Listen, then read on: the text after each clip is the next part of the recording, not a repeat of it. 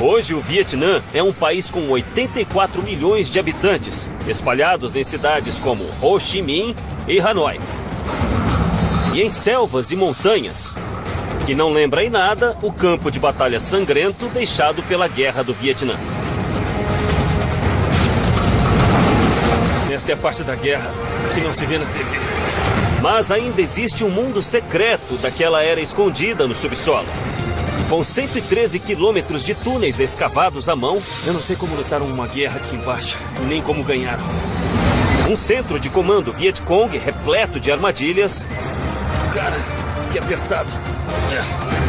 Eu não sei como alguém não se perderia aqui embaixo. Cavernas transformadas em quartéis generais militares secretos. Insanidade é enorme, hein? E uma casa-mata secreta que era um elo para o Pentágono. Este era o último foco de resistência, bem aqui, nestes corredores. O Vietnã era o local perfeito para uma guerra subterrânea, onde ela foi travada e vencida.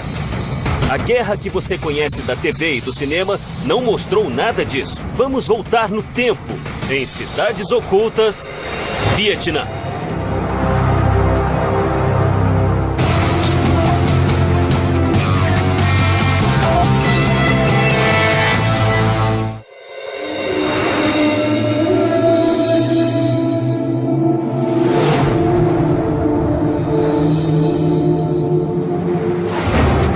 Os campos de batalha secretos da Guerra do Vietnã estão sob as cidades, vilarejos e selvas do país.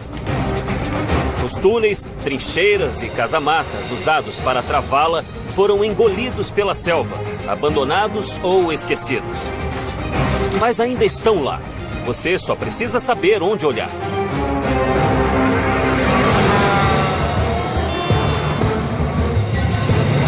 Eu sou Don Wildman, estou na cidade de Ho Chi Minh, no Vietnã. Uma metrópole que avança em um ritmo frenético. Hoje ela é a energia por trás de uma das economias que mais cresce no mundo.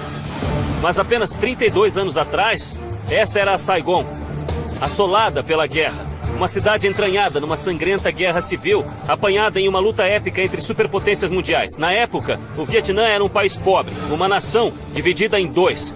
Então, como um exército de plantadores de arroz e pescadores resistiu ao grandioso poderio militar americano? Para saber as respostas, você precisa ir fundo. Precisa ir ao subterrâneo. Os vietnamitas tinham um longo legado de guerrilhas, desde a invasão da dinastia Qin, no século II a.C., até a ocupação francesa, no início do século XX. Mas após a ocupação francesa, o Vietnã ficou dividido em dois no paralelo 17. O norte comunista e o sul democrata. No decorrer dos anos 60, a tensão entre o norte e o sul chegou ao auge. Finalmente, em 1965, a guerra começou para valer. Os vietnamitas do sul e seus aliados americanos tiveram de enfrentar um inimigo preparado e disposto: o exército norte-vietnamita. Mas o maior desafio era a luta contra os guerrilheiros no sul, os Vietcongs. Em 1965, para cada Vietcong, havia 2 soldados americanos. Eles concentraram o seu poderio militar em uma área de 103 quilômetros quadrados, chamado Triângulo de Ferro, o núcleo da atividade Vietcong e o sistema de túneis de Cu Chi. Quando os soldados americanos foram lançados nas selvas do Vietnã, tinham que encarar isto aqui, as selvas mais densas do mundo. Eles sempre ficavam atentos às armadilhas e aos Vietcongs que pareciam surgir do nada. E eles sabiam também que o inimigo operava em túneis sob o solo. Mas o que não sabiam era que havia um enorme complexo militar escondido bem embaixo dos pés deles. O sistema de túneis de Cu Chi estendia-se por 120 quilômetros e chegava a 16 quilômetros de Saigon.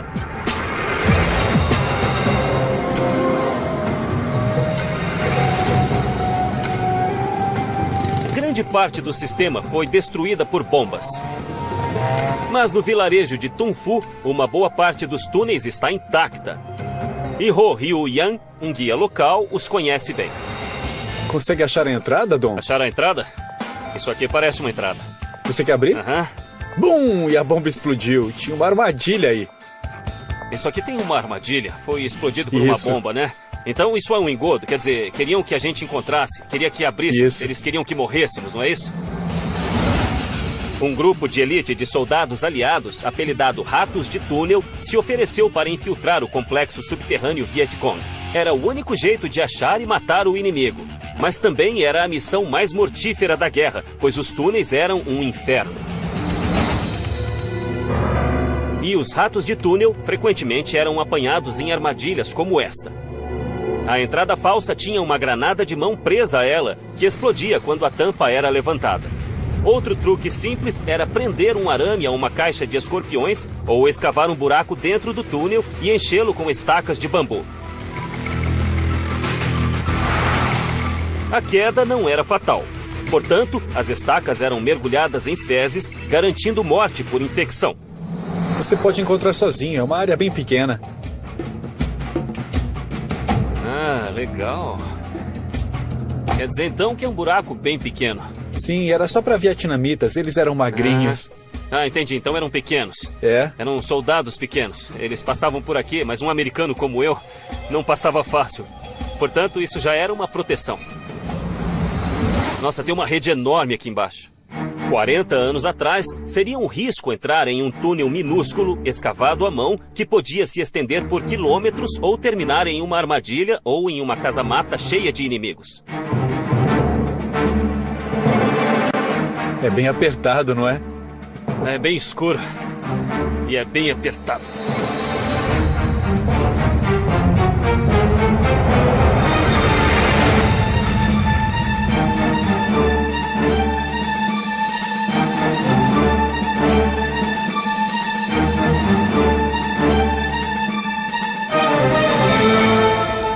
Nossa, isso é muito mais apertado do que eu imaginava. É por aqui? É. E todos os túneis eram deste tamanho? Acho que na guerra um pouco menores do que este. Nossa, olha só isso. É um escorpião, não é? É. Bastante apertado. É uma coisa se você é um Vietcong e conhece esses caminhos, mas se descesse e tentasse pegá-los... Nossa, estaria entrando no covil dos leões. Embora a taxa de mortalidade fosse de 100% no início, soldados americanos e australianos se ofereceram para ser ratos de túnel. Eles entravam aqui armados apenas com uma lanterna, um 38 e uma faca, e infiltravam os túneis para obter informações ou destruir o inimigo. O combate era brutal, mano a mano, em um lugar apertado, em túneis escuros. E em cada canto havia uma emboscada, uma armadilha ou um explosivo. Fora os escorpiões e as cobras. Não havia como se preparar para esse tipo de combate. Mas quando os americanos conseguiam capturar os túneis Vietcongs, eles os transformavam em pistas de treino para os ratos de túnel. Eles criavam pistas de obstáculos com armadilhas, arames e paredes falsas. É muito apertado. E muito comprido. Olha! Tem até morcegos aqui. A cada 2 metros tem um morcego. Os ratos de túnel engatinhavam através de um labirinto que crescia há 20 anos. Os túneis de Cauchy começaram como casamatas interligadas na guerra contra os franceses em 1948. No decorrer dos anos, tornaram-se uma série de passagens interligadas, com várias rotas em cada seção, caso um bombardeio ou desmoronamento destruísse uma parte do túnel.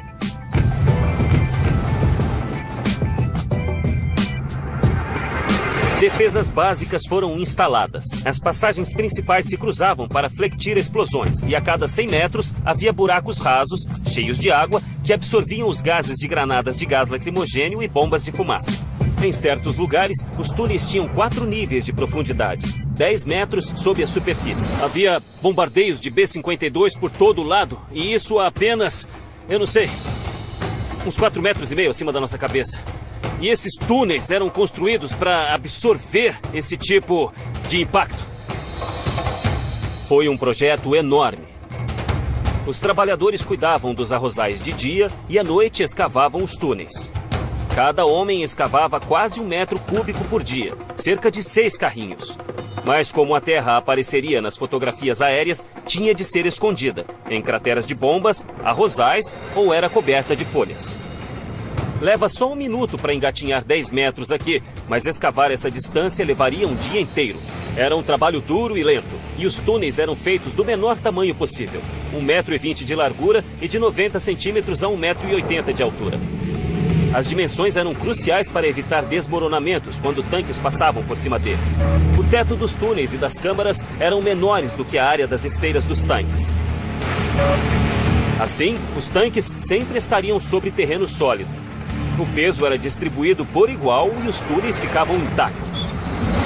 E isso era essencial ao esforço de guerra dos Vietcongues, que possuíam 3 quartéis generais, inúmeras fábricas de bombas e milhares de guerrilheiros nos túneis. Olha aqui. Isso vai até uma câmara aqui embaixo, hein? Mas o que é isso aqui? É a casamata de combate. Dá pra ver a luz do dia. Dá. Eu tô vendo a selva e essa porcaria de morcego. Então, se eu estivesse lutando, eu atiraria por aqui. Daqui seria possível ver o inimigo e podia ir a outro lugar para atirar. Ok. Então eles podiam informar a localização do inimigo. Isso mesmo.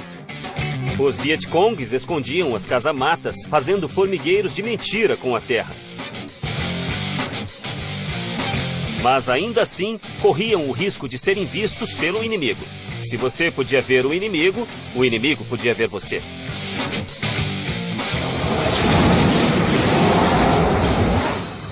Eu já tinha visto o suficiente para saber que a vida nos túneis podia ser um inferno e só havia visto uma fração do lugar.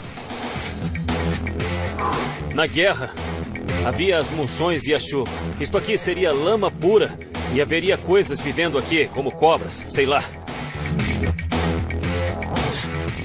Caramba, olha só isso.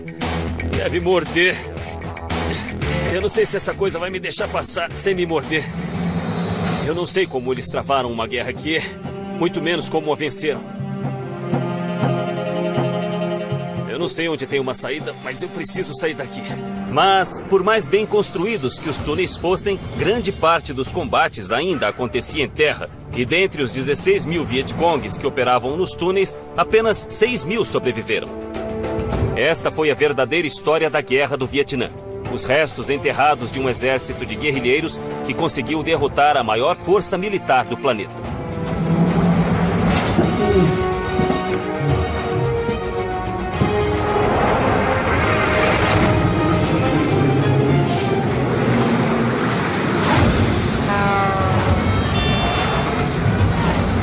A seguir, um vilarejo inteiro sobrevive por 6 anos no subsolo. Veja. Eu nunca teria encontrado isso aqui. E mais tarde, o coração pulsante da guerra. É imenso, hein? Isso é enorme.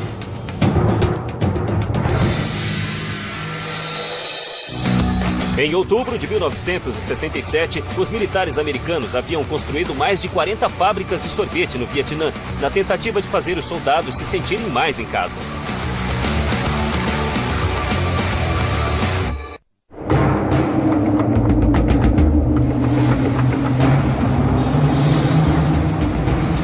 O conflito do Vietnã foi a primeira guerra televisada da história, mas as imagens que chegavam aos lares americanos não contavam tudo.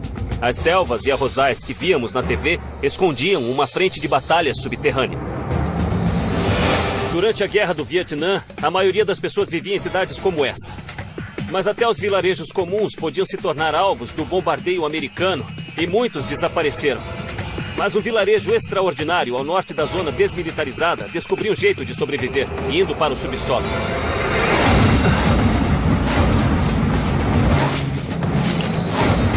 Ao norte da zona desmilitarizada, a região de 5 quilômetros entre o Vietnã do Norte e o Vietnã do Sul, existe um outro sistema de túneis no vilarejo de Vinh Moc. Diferentemente dos túneis de Cu Chi, esta não era uma base militar, mas uma casa-mata civil. Uma cidade inteira escavada pelos camponeses embaixo da terra. Eu estou em Vinh Moc, o lugar dos famosos túneis. E tem um guia aqui que vai me mostrar os túneis. Oi? Oi. Min cresceu nesta área e me conta que ao final da guerra, os bombardeios americanos haviam destruído todo o vilarejo. Essas são bombas que não explodiram? São bombas que não explodiram. Rapaz, isso põe tudo em perspectiva mesmo, hein? Qual é o peso dessa bomba? Bom, é bem pesada, tem 900 quilos. Quantas bombas caíram nesta área, eles sabem? 1 milhão de toneladas. 1 milhão? Caíram em toda esta área. Uma bomba de 900 quilos lançada por um B-52 deixou esta cratera enorme. Apenas uma entre muitas espalhadas pelo vilarejo. Mas por que este vilarejo sofreu tantos ataques? Foi devido à sua posição estratégica no mar do sul da China. 27 quilômetros ao largo da costa de Vinh Moc, havia uma guarnição vietnamita secreta na ilha de Con Co. Essa guarnição era a defesa da costa norte vietnamita e atirava em aviões e navios que invadiam suas águas. Os habitantes de Vinh Moc eram os únicos que podiam levar as armas e as munições para a ilha. Quando os americanos descobriram que Vinh Moc levava armas para a guarnição, bombardearam a área com milhões de bombas de 900 quilos. Muitos civis fugiram, mas 60 famílias ficaram para apoiar a guarnição e a sua missão e transferiram o seu vilarejo para o subsolo. Dentre as 13 entradas, 7 estavam escondidas ao longo deste penhasco. Veja. Ah, legal. Olha só. Então esta é uma das 7 entradas da praia. Isso. Esta é uma das 7 entradas da praia. E esta é a entrada número 1, que está bem camuflada pelo mato. É totalmente camuflada. Mesmo ao olhar lá dentro, nem dá para ver direito. É assim que eles trariam suprimentos e soldados pelo meio do vilarejo. Direto pelo túnel.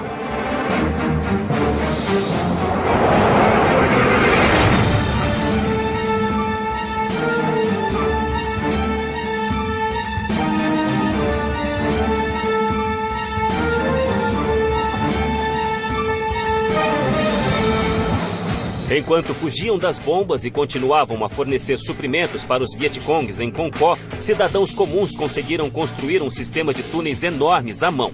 Levou 18 meses de trabalho, mas quando terminaram, tinham criado uma comunidade subterrânea. Eu acho que é água doce. Os túneis têm apenas 1,5 km de comprimento, mas o sistema tem 3 níveis e o mais baixo fica 24 metros abaixo da superfície. A profundidade era essencial, pois um bombardeio de um B-52 criaria uma cratera de 4,5 metros de profundidade. Quando as bombas caíam, todos desciam ao 3º nível, onde até as bombas mais potentes não podiam alcançar. Então era assim. Era aqui que eles escavavam a terra. E dá para sentir a argila úmida. Olha só como isso aqui é mole. Quase dá para escavar com as mãos mesmo. É lama pura. Mas é densa, muito densa. Então não desmorona. A argila densa evitou que esses túneis desabassem com a pressão de 24 metros de terra acima deles. A argila era macia, mas exposta ao ar, endurecia e se tornava a estrutura perfeita. Mas isso não significa que o túnel foi fácil. Usando picaretas, pás e enxadas, eles escavaram 170 metros cúbicos de rocha e terra, o bastante para encher 653 caminhões, e a levaram embora em cestos de bambu no meio da escuridão. Além de criar 2 corredores principais, os moradores escavaram cozinhas, dormitórios, um hospital e tudo o que tinham acima do solo. E 17 bebês nasceram aqui embaixo. Olha aqui embaixo. Olha aqui. Eles até fizeram um sistema de escoamento de esgoto para a água escoar daqui. E, além de aguentar as bombas, havia monções e tudo mais que um vilarejo normal teria. No fim, havia 400 pessoas morando nos túneis de Vinh Moc, apinhadas em espaços apertadíssimos, que ficaram aqui durante 6 longos anos. Ainda estamos no 2º nível. Ok, então nós descemos 2 níveis para chegar até aqui. E a que profundidade nós estamos agora? Esse é o 2º nível, a 15 metros de profundidade, cerca de 45 pés. 45 aí, né? pés. Mas vai mais fundo ainda. Vai, 33 metros de profundidade até o 3º nível. Dá para imaginar crescer aqui embaixo? E havia crianças, 17 crianças nasceram nestes túneis. Então, pela primeira década de sua vida, eles moravam nesses cômodos, assistiam filmes e cantavam canções neste cômodo. E desciam o corredor até a sua caverna, onde a família morava. Que infância dura, né? Os camponeses que moravam aqui 40 anos atrás não estavam apenas se escondendo, esperando o fim da guerra. Pescadores faziam corridas noturnas até a base militar na ilha, fugindo dos helicópteros de patrulha americanos. Assim como os ratos de túnel americanos, esses homens se ofereciam para uma missão sabidamente fatal e eram conhecidos como Esquadrão Suicida. De fato, muitos morreram no mar. Mas se conseguissem voltar a Vinmoc, estariam seguros nestes túneis. E com a movimentação constante de suprimentos, essas passagens escuras eram muito movimentadas. Então eles inventaram um sistema para evitar congestionamentos. Me explica uma coisa. Para que estes espaços pequenos eram usados?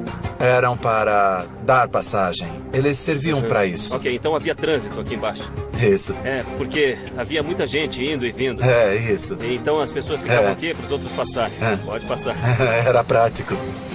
Já que Vinmoc ficava no meio do território inimigo, uma invasão por terra das forças americanas era muito arriscada. Então eles lançaram milhões de toneladas de bombas.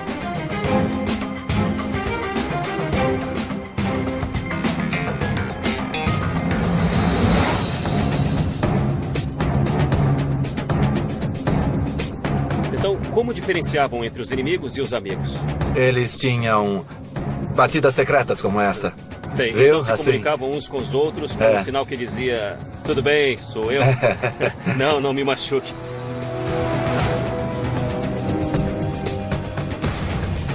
Eu não sei como alguém não se perderia aqui embaixo se não soubesse onde estava indo. Entrei, passei por vários níveis de túneis e casamatas e saí. Foi um labirinto confuso, e essa era a ideia. Forasteiros nunca encontrariam o caminho. Ar fresco. Então, entramos a 24 metros no sopé deste morro, na praia. O túnel deu a volta no subterrâneo desta montanha e acabou bem aqui, nos fundos do vilarejo. Durante 6 anos, apesar dos bombardeios, superpopulação e pestes, o vilarejo de Vinmoc deu um jeito de se aguentar e nenhuma vida foi perdida. Quando a guerra terminou, em 1975, começou a reconstrução diretamente acima dos túneis que mantiveram esta cidade viva.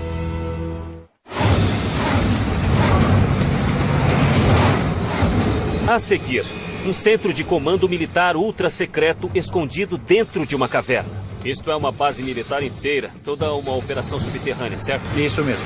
E depois, na zona desmilitarizada, cada casamata é um campo de batalha. Realmente, isto é uma parte da guerra que você não vê na TV.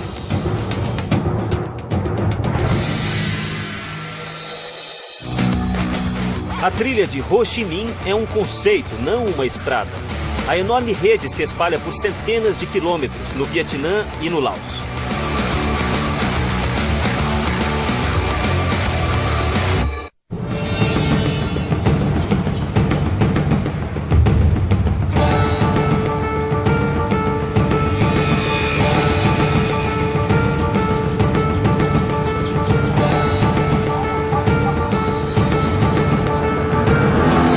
Vietcongues estavam lutando em sua própria casa. Eles conheciam o terreno.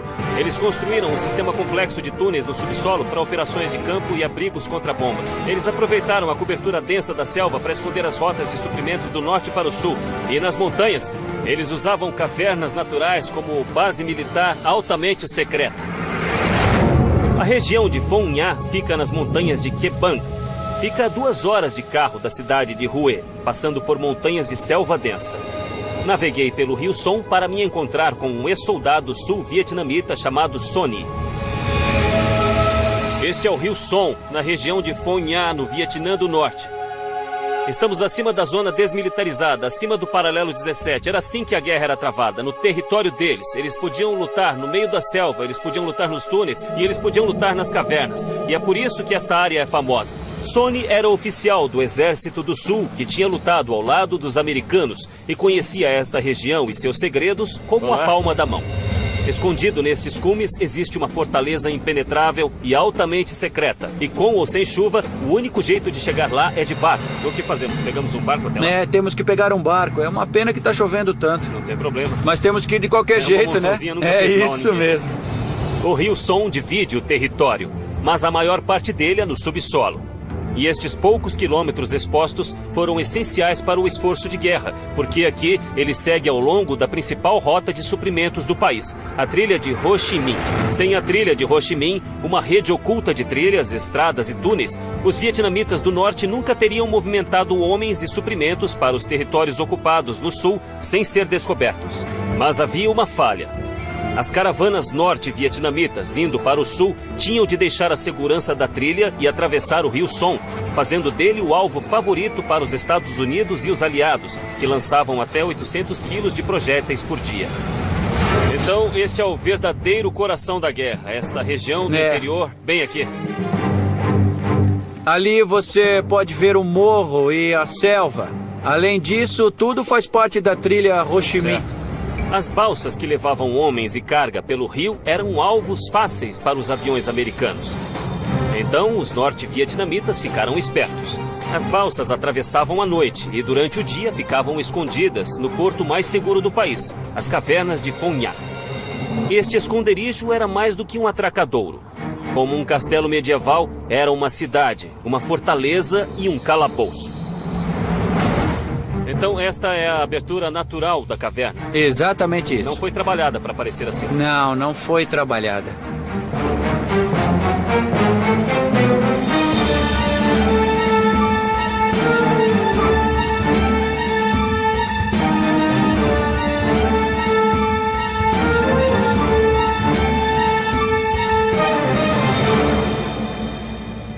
É enorme.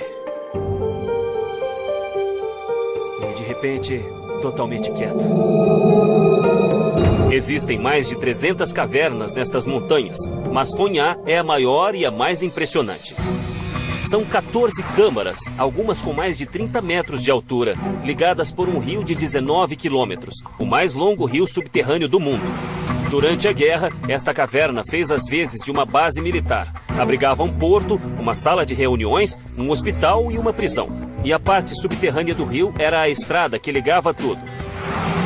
Os túneis de Cu Chi e Vinh Moc foram escavados à mão, mas este lugar foi obra da Mãe Natureza. O que é isto? O povo desta área conhecia bem estas cavernas. Isso é insano, é enorme. E sabia usá-las em seu benefício durante a guerra. O que tem aqui em cima? Durante a guerra, os vietnamitas do norte usavam como sala de reuniões. O alto comando deles se reunia aqui antes das decisões de seguir adiante, se esconder ou cessar fogo. Quer dizer então que este sistema de cavernas era uma área altamente estratégica. Os americanos sabiam dessas cavernas e também que abrigavam barcos, homens e suprimentos dos norte-vietnamitas, mas não podiam fazer nada a respeito. As montanhas de Cao Bang eram um abrigo antibomba impenetrável. Qual é o tamanho desta montanha aqui acima de nós? As pessoas dizem que tem uns 200 metros. Então tem 180 metros de rocha acima da nossa cabeça. Isso mesmo, é. E isto aqui tem uns 30 metros de altura. É uma proteção total de 210 metros. 210. É um ótimo esconderijo. Uma super casa-mata, né? É, uma super casa-mata. Outro fator de segurança era o fato do rio ser a única entrada ou saída das cavernas. Não havia chance de uma emboscada por trás, porque grandes partes do rio, além destas cavernas, são intransponíveis. É incrível como eles conheciam o terreno que os americanos não tinham como conhecer. Eles sabiam que as selvas os esconderiam e sabiam a localização dos túneis, mas também destas cavernas. E ninguém tinha como descobri-las, elas não estão nos mapas. Lá só está uma montanha. Então, ao sobrevoá-la num bombardeio, não daria para ver isto, mas isto é enorme. E eles podiam se esconder aqui sem que ninguém jamais os encontrasse, ou mesmo que tentasse, nunca encontraria a entrada. 40 anos atrás, este local estaria cheio de soldados, descansando após uma longa marcha pela trilha Ho Chi Minh, preparando-se para lutar. No sul, oficiais aliados construíram bases com salas com ar-condicionado e piscina. Mas os generais norte-vietnamitas se encontravam aqui. Eles aproveitavam todos os recursos naturais, espremiam cada grama de utilidade deles. Então nós estamos embaixo de uma montanha. E eles estão bombardeando lá fora, perto da entrada. E é dia, e então todas as balsas, todos os barcos estão dentro, seguros. Os prisioneiros estão aqui em cima, os feridos estão sendo tratados, os comandantes estão aqui embaixo tomando decisões. Isto aqui é uma base militar completa, é toda uma operação subterrânea, não é? Isso mesmo. Milhares de soldados norte-vietnamitas podem ter passado por aqui. E já que centenas de pilotos foram abatidos nesta área, é possível que prisioneiros de guerra também passassem por aqui. Em casa, os americanos viam a guerra pela TV, mas as imagens que recebiam dos campos de batalha nem chegavam perto da realidade.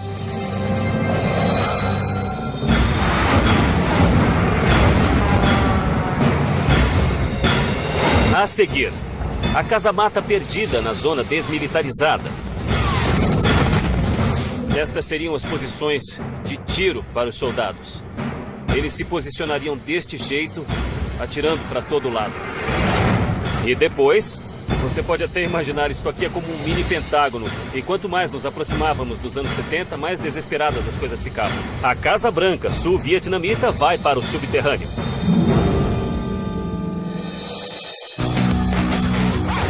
O Vietnã tem apenas 40 quilômetros de largura, metade da parte mais estreita de Nova Jersey.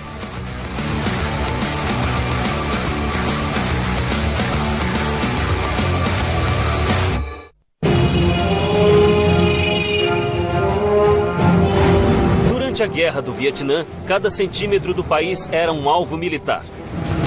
As cidades grandes, os pequenos vilarejos e até as cavernas remotas. Mas dentre todos os lugares bombardeados e queimados, não havia nada tão mortífero quanto a fronteira, a zona desmilitarizada. Esta ponte atravessa o rio Ben Hai no paralelo 17. Ele demarca o ponto central da chamada zona desmilitarizada. Toda esta região era para ser uma área pacífica entre o norte e o sul, mas durante quase uma década foi um inferno na Terra. Foi praticamente explodida para o além. Tinha milhões de minas terrestres, incontáveis casamatas e quilômetros de trincheiras. Essencialmente eram a terra de ninguém. E até hoje, evidências de seu passado sombrio ainda se encontram no subsolo. Apesar do nome, a zona desmilitarizada se tornou uma das áreas mais militarizadas do mundo. E foi alvo dos maiores bombardeios dessa guerra de 14 anos. Existem centenas de casamatas. Trincheiras e trilhas ainda cercam a região.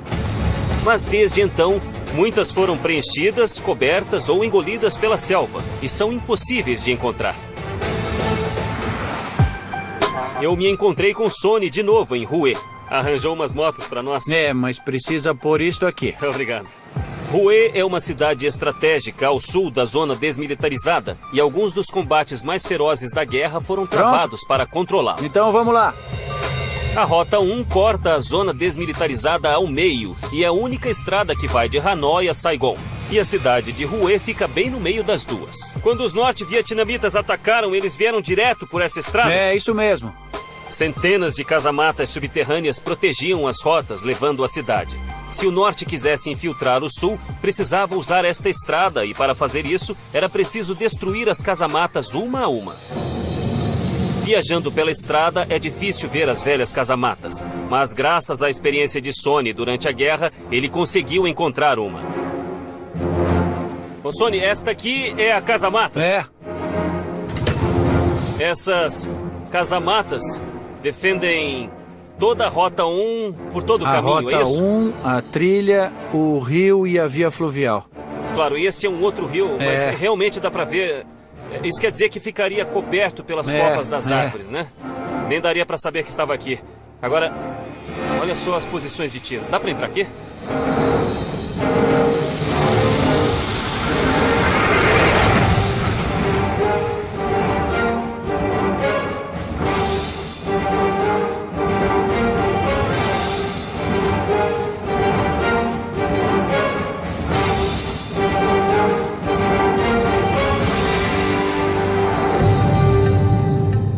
Este é só o primeiro nível, tem mais dois mais pra cima. Mesmo. Ah, sim. Vamos subir até lá, tem um segundo e um terceiro nível. Isso realmente é a parte da guerra que não se vê na TV.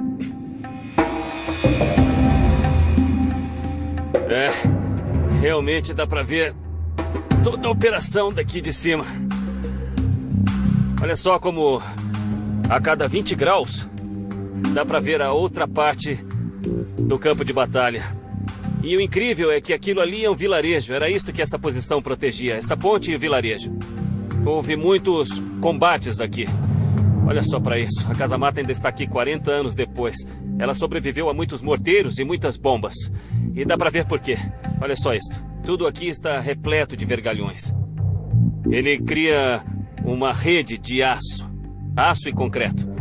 Não é à toa que ainda esteja aqui. Esta casamata tem 3 níveis. O primeiro é o maior, com posições de tiro de frente para o rio, a ponte e a estrada. O segundo nível e o terceiro eram postos avançados, onde soldados observavam posições inimigas. Estas casamatas suportaram muitos bombardeios. Como aquelas da Segunda Guerra Mundial, estas eram feitas de concreto reforçado com vergalhões e assim eram 20 vezes mais fortes do que uma estrutura de concreto comum. 40 anos atrás, estas casamatas estariam repletas de soldados americanos e sul-vietnamitas fugindo da artilharia norte-vietnamita.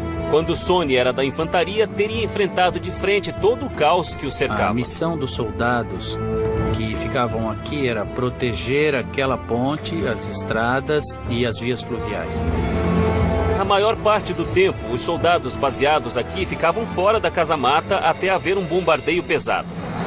Tá vendo estas posições de tiro aqui? Era onde um soldado se posicionava. Sim, então havia um soldado posicionado é isso em cada mesmo. uma destas É aberturas. isso. E isto aqui serve para apoiar a metralhadora. As aberturas estavam posicionadas de maneira que os soldados do Exército do Sul pudessem observar a movimentação de Vietcongues, os guerrilheiros infiltrados. Mas por dentro, a visibilidade das casamatas era ruim. Então os soldados só entravam quando estavam sob fogo pesado. Então era sob ataque pesado, morteiros... Sim. Ou outra artilharia de longo alcance do Vietnã do Norte, só aí entrava. Tá, mas me diga como era para os soldados lutar aqui dentro? As pessoas aqui dentro ficavam feridas porque acabavam estourando os tímpanos. Sim, então a casamata podia até aguentar uma onda de choque, mas as pessoas dentro dela podiam ser feridas e até mortas. Certo. Essas casamatas eram feitas para proteger os soldados dos estilhaços de granadas lançadas por foguete dos vietnamitas do norte, disparadas a 1000 km/h. Mas o maior problema eram as ondas de choque, as ondas de som que penetravam as casamatas. Se uma granada chegasse a até 1 metro da casamata, sua explosão tinha uma intensidade sonora de 158 decibéis. O tímpano humano pode se romper a 150 decibéis. Então a pressão causada pela bomba frequentemente causava a ruptura e sangramento dos ouvidos dos soldados. Muitos soldados americanos voltaram para casa com transtorno de estresse pós-traumático, perda de audição ou até danos cerebrais. Mas era inevitável. Para ver o inimigo e disparar contra ele, os soldados arriscavam perder a audição e às vezes a própria vida. Olha só isso aqui.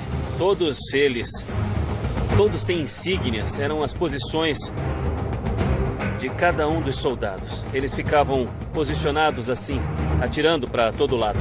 Quando os Vietcongues passavam no paralelo 17, a caminho do sul, eles venciam esses confrontos, essas batalhas para tomar fortes como estas pequenas casamatas. E foi assim que eles tomaram o país.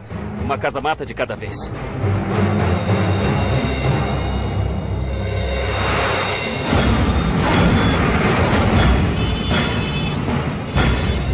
A seguir, o centro do poder e o elo subterrâneo para o Pentágono. Eles lutavam nas selvas, mas o coração da guerra era bem aqui.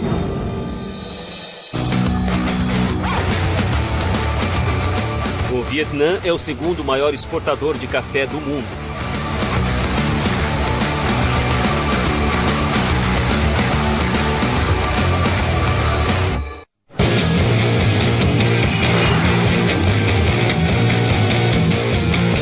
Esta é a cidade de Ho Chi Minh, mas em abril de 1975 ainda era Saigon, a capital do Vietnã do Sul, por pouco tempo. O Sul e os aliados americanos estavam desgastados por uma década de batalhas contra um exército invisível e incansável. Mas o final estava próximo. Durante 10 anos, o coração das forças sul-vietnamitas e americanas ficava dentro de uma casamata altamente secreta e ultramoderna embaixo do Palácio Presidencial. Este edifício tem 5 andares de altura e ocupa uma quadra inteira. Levou 3 anos para construir e durante a Guerra do Vietnã era o lugar mais seguro para o presidente se esconder. Era a Casa Branca e o Pentágono reunidos em um só.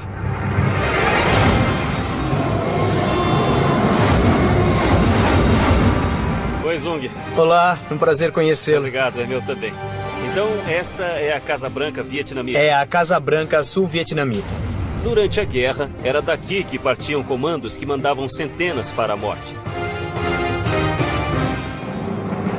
Esta é a sala do presidente. Quer dizer que este aqui é o salão oval do Sim. presidente vietnamita. Mas havia uma guerra e o local era muito exposto.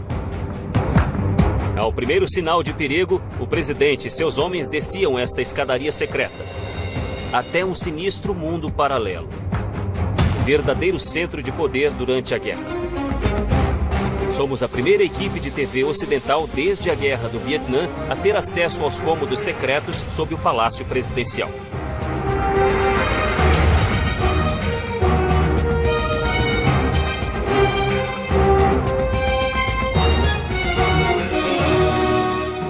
Sob a superfície, os líderes sul-vietnamitas estavam a salvo de balas, estilhaços e granadas de mão e podiam se concentrar na administração da guerra.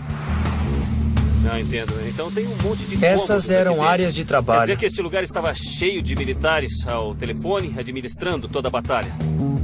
Sim, eram daqui que podiam se comunicar com as forças aliadas e também com os generais no campo de batalha. Nos anos 60 e 70, esta sala devia estar apinhada. E no outro extremo destes telefones primitivos, havia soldados americanos ajudando o Sul a livrar o país do comunismo. Mas o mais incrível ainda é que nesses cômodos, abaixo da grande metrópole, uma guerra era planejada e administrada, sem satélites espiões, computadores ou celulares. E isso aqui é para enviar e receber Sim. mensagem? Isso, eles passavam documentos por aqui. É uma tecnologia para Muito mensagens básica. bastante básica. E olha, isso é quando um telefone era um telefone. General Electric. Isso. Então todo o equipamento é americano. Sim, com o apoio dos Estados Unidos. Porque eles se comunicavam com o Pentágono nos Estados Unidos. Tudo isto é equipamento americano. Olha só isso aqui. Isso é tudo o que havia enquanto a guerra era travada. Eles lutavam nas selvas, mas o sistema central era bem aqui. Nossa, se espalha em todas as direções. Dá até para imaginar, porque isso aqui é como um mini Pentágono. Isto é uma casa-mata e eles travavam uma guerra daqui. E quanto mais eles se aproximavam dos anos 70, pior ficava a situação. E este foi o último ponto de resistência nesses corredores embaixo do palácio. Camponeses de Vinh Moc e Cu Chi buscaram refúgio no subterrâneo, assim como o presidente do Vietnã do Sul. Ele até dormiu aqui embaixo quando a ameaça era grande. Se algo acontecesse no subterrâneo, ele ia para um abrigo antibomba, Sei, ok. mas isso não era muito confortável. Não é muito aconchegante, né? É bem espartano. E onde essa escada É a escada para os guarda-costas. Dá acesso ao porão do segundo nível. Os guarda-costas Isso da segurança mesmo. presidencial ficava ali. O abrigo antibomba do presidente ficava 9 metros abaixo da superfície, no segundo andar da casa-mata. Se houvesse um ataque direto ao palácio e não houvesse tempo para sair, era o último retiro do presidente. Mas quando não havia perigo imediato, a guerra era conduzida das salas de guerra no primeiro andar da casa-mata. E toda essa estrutura subterrânea era protegida por chapas de aço contra o impacto direto das bombas. Mas no fim, nada disto bastou para impedir os norte-vietnamitas. Zoom me levou do porão para o telhado do palácio, o melhor assento da casa para ver o fim de uma era. Aqui em cima? Ficava aqui em cima. Dá mesmo para ter uma boa perspectiva daqui, né? Dá. Aquele é o famoso portão. Na manhã de 30 de abril de 1975, os primeiros tanques das Forças de Libertação passaram pelos portões e ocuparam este prédio. Eu já vi as fotos. Então havia uma longa fila de tanques vindo por ali, por aquela Isso. estrada. Era a primavera de 1975. Os Estados Unidos assinaram um cessar-fogo com o Vietnã do Norte e as tropas de terra americanas partiram. Thieu, o presidente sul-vietnamita, jurou continuar a luta, mas quando as forças do Norte convergiram para Saigon, ele fugiu do país. Em 29 de abril, civis em pânico correram para fugir da cidade, tentando embarcar em um punhado de helicópteros americanos. Em 30 de abril, tanques norte-vietnamitas entraram na cidade e vieram para o Palácio Presidencial. O conflito havia se arrastado por 14 longos anos e terminou tão rapidamente que todo este equipamento foi deixado para trás. Lembranças mudas de uma guerra. O Palácio da Independência foi rebatizado de Palácio da Reunificação, sob o novo governo da República Socialista do Vietnã. E tudo isto, a Fortaleza do Porão, Os túneis, as trincheiras, as cavernas são testemunhas do nascimento doloroso de uma nação que não existiria hoje sem antigas técnicas de engenharia e o desejo de um povo viver e lutar nas cidades ocultas.